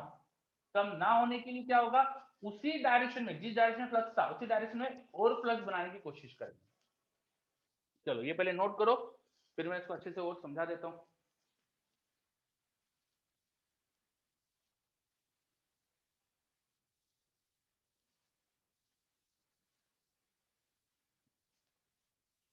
Yes sir. हो गया ना। चलो अब देखते हैं, अपन समझते हैं थोड़ा। हमें बार मैग्नेट के एग्जांपल लेके समझाने वाला हूं कि क्या अपन देख सकते हैं। सपोज एक बार मैग्नेट है और ये मेरे पास एक लूप है। मेरे पास एक बार मैग्नेट और हमारे पास एक लूप है। लूप की एक साइड बाहर की तरफ है जिसे मैंने थोड़ा डार्क दिखाया है, और वो पीछे वाली साइड अंदर की तरफ है। ठीक है, और ये बार मैग्नेट का एक्सिस है जो लूप के भी एक्सिस है। अब मैंने क्या करा है, इस बार मैग्नेट को लेके जा रहा हूँ लूप की तरफ। बार मैग्नेट को मैं लूप की तरफ ले जा रहा हूँ। बार मैग्नेट की प्रॉपर्टी होती है कि उसके नॉर्थ पोल से फील्ड लाइन बाहर निकलती है। North pole is like positive charge, उससे मैग्नेटिक फील्ड लाइन बाहर निकलती है। तो यहाँ से मैग्नेटिक फील्ड लाइन ऐसे बाहर की तरफ जा रही होगी ऐसे। तो इस लूप से जो फ्लक्स है, क्योंकि नॉर्थ पोल से फील्ड लाइन ऐसे जा रही है तो लूप से फ्लक्स इधर जा रहा है, लूप से मैग्नेटिक फ्लक्स इधर जा रहा है। और सपोज बार मैग्नेट में इस तरफ लेके आ रहा हूँ, लूप के पास में ला रहा हूँ। तो अगर मैं लूप के पास में लाऊंगा बार मैग्नेट को, ये हमारा लूप और इसके पास में बार मैग्नेट लेके आ रहा हूँ मैं, तो बार मैग्नेट की वजह से इससे जो इधर फ्लक्स है वो बढ़ रहा है। जैसे जैसे बार मैग्नेट यस पास सर। में आएगी बार मैग्नेट का फ्लक्स बढ़ेगा, क्योंकि बार मैग्नेट की फील्ड उसके पास में ज्यादा स्ट्रांग होती है। किसी भी बार मैग्नेट से जितना दूर जाओगे फील्ड कम, जितना पास में आओगे फील्ड ज्यादा। जैसा इलेक्ट्रिक डायपोल होता है ना, इलेक्ट्रिक डायपोल में पढ़ा होगा, उसकी इलेक्ट्रिक फील्ड होती है 2kp/r3। वैसी बार मैग्नेट की मैग्नेटिक फील्ड आती है 2 μ0/4πm/r3। m इसका मैग्नेटिक मोमेंट होता है, वहां पे आप p डायपोल मोमेंट बोलते हैं, यहाँ पे m मैग्नेटिक मोमेंट। तो फील्ड बिल्कुल वैसी है जैसे डायपोल मोमेंट की थी, मतलब कि बार मैग्नेट जितना पास में आएगी उतनी फील्ड बढ़ेगी। तो इस लूप से इधर जाने वाला फ्लक्स बढ़ेगा, फील्ड बढ़ेगी। तो सही बात है ना, है यस ना। सर। इधर जाने वाला फ्लक्स बढ़ रहा है और फ्लक्स बढ़ने का अपोज होना चाहिए। कैसे होगा, उल्टा फ्लक्स बना के, जो फ्लक्स की डायरेक्शन बढ़ने वाली है उसके उल्टा फ्लक्स बना दो। इंड्यूस करंट चाहेगा इधर उल्टा फ्लक्स बने, तो उसके लिए करंट ऐसा आना चाहिए। राइट हैंड थंब रूल से करना है सब। फ्लक्स इधर बढ़ रहा है, उसे अपोज करना है तो उल्टा फ्लक्स बना लो, मतलब राइट हैंड के हिसाब से करंट ऐसा आ जाएगा। सीधे हाथ की उंगलियां घुमाओ, करंट ऐसे यस आएगा सर। लूप में। तो लूप में करंट की डायरेक्शन अभी अपने समझी ऐसे आने वाली। बोलो समझ में आ रहा है क्या। सर फाई की डायरेक्शन कैसे निकालना है, तो वो ये तो नॉर्थ पोल, बार यस मैग्नेट का नॉर्थ पोल की तरफ होती है फील्ड। बार मैग्नेट में साउथ से नॉर्थ की तरफ फील्ड होती है। ठीक है, जिधर मैग्नेटिक फील्ड जाएगी उधर ही मैग्नेटिक फ्लक्स। समझे क्या। Yes sir. ठीक है, सर। तो फ्लक्स बढ़ रहा था, उसे अपोज करने के लिए उल्टा फ्लक्स चाहिए, तो उल्टा फ्लक्स के लिए ऐसा हो गया। चलो दूसरा केस देखते हैं। बार मैग्नेटली फिर से, ये मैंने साउथ पोल रखा है, नॉर्थ पोल रखा। ये फिर से मैं लूप दिखा रहा हूँ। ये जो साइड है इधर वाली, ये बाहर है लूप की, और पीछे वाली साइड अंदर है। बार मैग्नेट का देखो मैंने साउथ पोल रखा है मैग्नेट की तरफ, और सपोज बार मैग्नेट दूर जा रही है,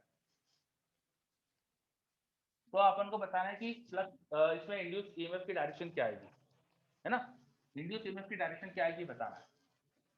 तो सबसे पहले तो देखो कि फ्लक्स किस डायरेक्शन में जा रहा है। पहले तो ये देखो कि फ्लक्स की डायरेक्शन क्या है, फिर देखो कि फ्लक्स बढ़ रहा है कि कम हो रहा है। ऐसे दो पार्ट में सोचना चाहिए क्वेश्चन। पहले फ्लक्स की डायरेक्शन सोचना चाहिए, फिर वो बढ़ रहा है कि कम हो रहा है ये सोचना चाहिए। तो पहले फ्लक्स की डायरेक्शन सोचते हैं। ये साउथ पोल है, magnetic field line south pole की तरफ आती है। बाहर मैग्नेट की फील्ड लाइन नॉर्थ पोल से बाहर निकलती है और साउथ पोल की तरफ आती है, ऐसा होता है। क्या है, समझ में आया? Magnetic field line yes sir. South pole की तरफ आएगी। अच्छा, और मैग्नेट मैंने क्या करा है? अवे ले जा रहे हैं। इससे क्या होगा? फ्लक्स बढ़ेगा कि कम होगा? कम होगा सर। कम होगा। मैग्नेट दूर जाएगी तो फ्लक्स कम होगा। तो फ्लक्स कम हो रहा है, किस डायरेक्शन का फ्लक्स कम हो रहा है? इस डायरेक्शन का फ्लक्स कम हो रहा है। फ्लक्स की डायरेक्शन चेक करो और ये देखो कि कम हो रहा है कि बढ़ रहा है। अगर कम हो रहा है तो आपको भी उसी तरह फ्लक्स बनाना पड़ेगा। अगर फ्लक्स कम हो रहा है तो इंड्यूस करंट चाहेगा उसी तरह फ्लक्स बनाने का।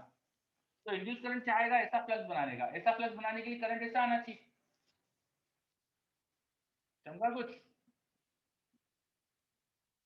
Yes sir. तो देखो मैंने इंड्यूस करंट की डायरेक्शन दिखा दी।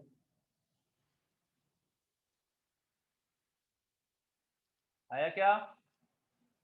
सर डायरेक्शन फिर से मैंने जो बोला सुना, क्या क्या बोला मैंने, बताओ।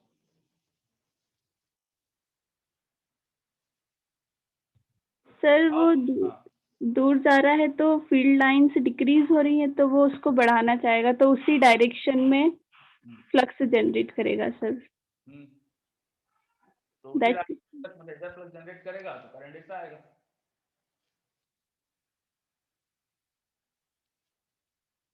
सही है क्या?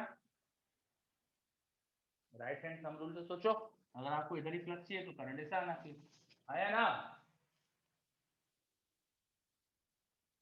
Yes sir. वर्षा बोलो, जो समस्या है वो बताओ। नहीं आया ना बोलो, हाँ आ गया तो हाँ बोलो। Yes sir.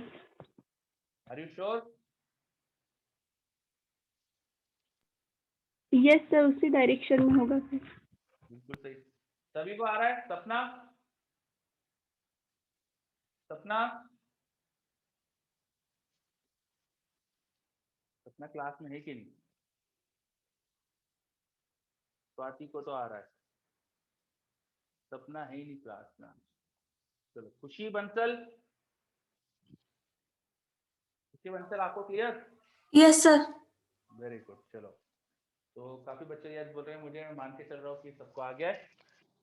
और कैसे सोच सकते हैं हम? और कैसे सोच सकते हैं? ठीक है, अभी मैं मैग्नेट को दूर ले जा रहा था, पास ला रहा था। एक और केस सोचते हैं अपन। चलो, ये हमारा लूप है, ये हमारा लूप है। ऊपर मैग्नेट रखी मैंने, और मैग्नेट का आपकी बार मैंने नीचे नॉर्थ पोल नीचे मैंने साउथ पोल रख दिया, ऊपर नॉर्थ पोल रख दिया। नीचे साउथ पोल, ऊपर नॉर्थ पोल रख दिया। ठीक है, और मैं क्या कर रहा हूँ कि ये जो बार, ये जो लूप है ना, इसको मैं ऊपर ले जा रहा हूँ। लूप का मूवमेंट ऊपर है, लूप ऊपर की तरफ जा रहा है, लूप जा रहा है ऊपर की तरफ। समझे क्या हो रहा है?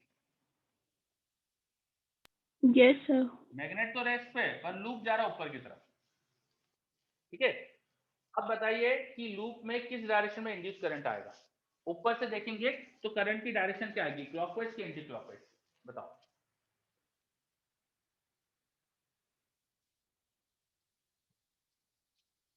सर ये केस तो वही है क्लॉकवाइज सर। बाहर में। Clockwise sir. क्लॉकवाइज? क्लॉकवाइज।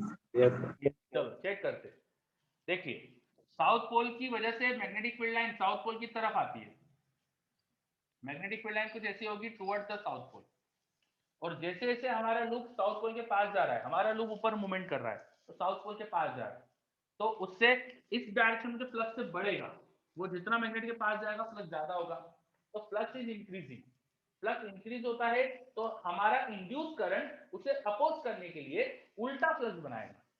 उल्टा मतलब नीचे, ये फ्लक्स ऊपर वाला बढ़ रहा है तो उसे अपोज करने के लिए उल्टा फ्लक्स बनाओ, मतलब करंट ऐसा आना चाहिए। सीधे हाथ से समझ में आ रहा है, करंट ऐसा आना चाहिए। तो ये बाहरी साइड जो लूप की, उसमें करंट आना चाहिए इस तरफ। लूप की बाहरी साइड में करंट इधर, तो पिछली साइड में करंट ऐसा, तो ऐसा करंट आना चाहिए। तो अगर आप ऊपर से देखोगे तो क्लॉकवाइज करंट है। सही बात है, ऊपर से देखने पे क्लॉकवाइज करंट है, current is clockwise from the top. ठीक है। अच्छा, करंट क्लॉकवाइज के अलावा ये भी पूछ सकते हैं कि लूप ऊपर से देखने पे मैग्नेट का कैसा पोल दिख रहा होगा, ये मैग्नेट का साउथ पोल दिखेगा कि नॉर्थ पोल दिखेगा, ऐसा भी पूछते हैं हमसे कि लूप ऊपर से देखने पे कैसा दिख रहा होगा, पोल ऑफ मैग्नेट कौन सा दिखेगा यहाँ पे। वो कैसे समझ सकते हैं, वो समझ सकते हैं कि मैग्नेटिक फील्ड कैसे आएगी। लूप में मैग्नेटिक फील्ड नीचे की तरफ आने वाली है, नीचे की तरफ आने वाली है मैग्नेटिक फील्ड, नीचे की तरफ मतलब साउथ ऊपर नॉर्थ नीचे, तो ये साउथ पोल जैसा दिखेगा। अगर लूप में हमें ऐसा दिख रहा है कि करंट क्लॉकवाइज है तो वो साउथ पोल जैसा दिखेगा हमको, वो हमें साउथ पोल जैसा दिखेगा, ऊपर से देखने पे साउथ पोल जैसा दिखेगा। समझ में आ रहा है? Yes sir. ठीक है। अच्छा, साउथ पोल समझ, साउथ पोल निकालने का एक आसान तरीका भी था, जल्दी से भी बता सकते थे कि साउथ पोल आएगा कैसे। देखिए, हर जो इंड्यूस करंट आता है वो अपोज करता है अपने प्रोडक्शन का, अपने प्रोडक्शन का अपोज करता है। अब ये साउथ पोल के पास में हम लूप को ला रहे हैं, हमारा करंट, हमारा लूप इसके पास में आ रहा है, किसके, साउथ पोल के पास में। पास में आने का अपोज करने के लिए इनमें होना चाहिए रिपल्शन। अगर ये लूप ऊपर जा रहा है और रिपल्शन नहीं हुआ तो कुछ अपोजिशन ही नहीं हुआ, तो रिपल्शन फोर्स होना चाहिए। रिपल्शन फोर्स कैसा आ सकता है, यहाँ मैग्नेट का साउथ पोल है, तो जब लूप का भी साउथ पोल बनेगा तो साउथ पोल और साउथ पोल में रिपल्शन आएगा। Yes sir. तो ऐसे भी समझ सकते थे कि यहाँ साउथ पोल आना चाहिए क्योंकि अपोजिशन होना चाहिए। अच्छा, जैसे पहले वाले डायग्राम में देखते हैं अपन, पहले वाले डायग्राम में देखते हैं, ये नॉर्थ पोल है, वो पास में जा रहा है, तो लूप के पास में नॉर्थ पोल आ रहा है, अपोजिशन कैसे हो सकता है बताओ। नॉर्थ पोल ऑफ है। हाँ बिल्कुल सही, लूप का भी नॉर्थ पोल बनना चाहिए, तो लूप में ना नॉर्थ पोल इंड्यूस हो जाना चाहिए। लूप में नॉर्थ पोल इंड्यूस होगा तो यहाँ एन लिखो, एन के कॉर्नर पे एरो लगाओ, तो वैसे ही देखो करंट आ रहा है इसके अंदर, दिख रहा है। Yes sir. चलो, और यहाँ वाला केस देखते हैं। अब इसमें क्या हो रहा है, ये साउथ पोल क्या हो रहा है, दूर जा रहा है, यस सर। तो दूर जाने का अपोजिशन कैसे हो सकता है, नॉर्थ सर। अट्रैक्ट करके, है ना। कोई चीज आपसे दूर जा रही है तो उसको अपोज कैसे कर सकते हो, दूर जाने से अट्रैक्ट करो उसे, यस सर। ना। तो ये लूप चाहेगा इस साउथ पोल को अट्रैक्ट करना, ये लूप चाहेगा साउथ पोल को अट्रैक्ट करना, साउथ पोल दूर जा रहा है तो साउथ पोल को अट्रैक्ट करना चाहेगा। कैसे अट्रैक्शन हो सकता है, नॉर्थ बन के, तो यहाँ भी देखो नॉर्थ ही बना है, यस सर। समझे। तो आपसे ऐसा भी पूछ सकते हैं क्वेश्चन में कि मैग्नेट का कौन सा पोल इंड्यूस हो रहा है लूप के अंदर, वो भी समझ सकते हैं अपन। क्लियर। Yes sir. चलिए, तो ये लेंज लॉ अपन ने समझा यहाँ पे कि जो भी इंड्यूस करंट होता है उसकी डायरेक्शन कैसे आती है। इंड्यूस करंट की डायरेक्शन निकालने के लिए आपको क्या करना चाहिए, दो चीज करना चाहिए। सबसे पहले देखना चाहिए फ्लक्स की डायरेक्शन क्या है, किस डायरेक्शन में फ्लक्स है। दूसरी चीज देखना चाहिए वो बढ़ रहा है कि कम हो रहा है। फिर तीसरी चीज ये करना चाहिए कि ये समझ में आ गया कि फ्लक्स किस डायरेक्शन में है और वो बढ़ रहा है कि कम हो रहा है। फ्लक्स की डायरेक्शन में अगर फ्लक्स बढ़ रहा है तो उसे उल्टा, अपोजिशन के लिए उल्टा फ्लक्स बना दो, और अगर फ्लक्स कम हो रहा है तो उसी की डायरेक्शन में फ्लक्स बनवाओ, तो इंड्यूस करंट की डायरेक्शन आसानी से निकाल सकते हैं अपन। समझे ये क्वेश्चन सब। Yes sir. चलो, अब इसमें इनफाइनाइट क्वेश्चन हो सकते हैं। मैंने अभी लूप और मैग्नेट लेके चीजें समझाई है, कई केसेस हो सकते हैं, अलग अलग चीजें हो सकती है समझने के लिए। ठीक है, चलो तो अपन एक काम करते हैं, आज अपना ऑफिशियल टाइम भी हो ही गया है, इनफैक्ट मैंने थोड़ा ज्यादा ही ले लिया टाइम, तो अपन यहाँ रुकते हैं आज अपन ने फैराडेस लॉ, लेंज लॉ सब कर लिया है। नेक्स्ट क्लास पे इन पे बेस्ड कुछ क्वेश्चंस करेंगे अपन, फिर मोशनल ईएमएफ क्या होता है वो पढ़ेंगे, मोशनल ईएमएफ। तो आप इसके लिए प्रिपेयर्ड रहिएगा, फैराडेस लॉ के एप्लीकेशन देखने वाले हैं, मोशनल ईएमएफ पढ़ने वाले अपन। तो नेक्स्ट क्लास में काफी चीजें होने वाली है, हम क्लास 11 के कॉन्सेप्ट का भी यहाँ पे एप्लीकेशन देखेंगे, फ्रिक्शन में इन्वॉल्व कर लूंगा, कभी रोटेशन इन्वॉल्व कर लूंगा, है ना, ये सारे क्वेश्चन देखेंगे अपन। Yes sir. Yes sir. Okay बच्चों, तो Thank you, sir. आप